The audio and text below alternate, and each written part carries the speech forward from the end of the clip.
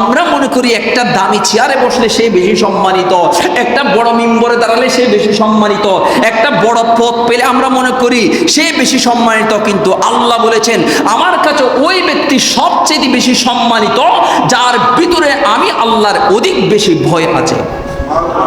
আমার আল্লাহ বলে দিয়েছেন ইন্না আকরামাকুম ইনদাল্লাহি আতকাকুম, আল্লাহর কাছে ওই ব্যক্তি সবচেয়ে বেশি সম্মানিত যে বেশি মুত্তাকি, যে বেশি কি মুত্তাকি, যে বেশি আল্লাহকে ভয় করে আল্লাহর কাছে সে সবচাইতে বেশি সম্মানিত।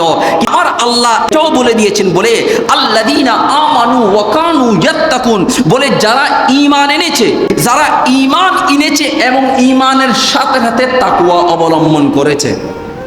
সুবহানাল্লাহ হবেন। ঈমানের সাথে সাথে কি করেছে? তাকওয়া অবলম্বন করেছে। আল্লাহ বলতে লাগলেন লাহুমুল বুশরা ফিল হায়াতিদ দুনিয়া ওয়া ফিল আখিরাতি লা তাবদীলা লিকালিমাতিল্লাহি যালিকা হুয়াল ফাউজুল আযীম। চিৎকার দিয়ে বলেন সুবহানাল্লাহ। আল্লাহ বলেন আল্লাযীনা আমানু ওয়া কানু ইয়াত্তাকুন, যারা ঈমান এনেছে তাকওয়া অবলম্বন করেছে, লাহুমুল বুশরা ফিল হায়াতিদ দুনিয়া ওয়া ফিল আখিরা, বলে তাদের জন্য দুনিয়ার জন্য সুসংবাদ এবং আখিরাতের জন্য সুসংবাদ।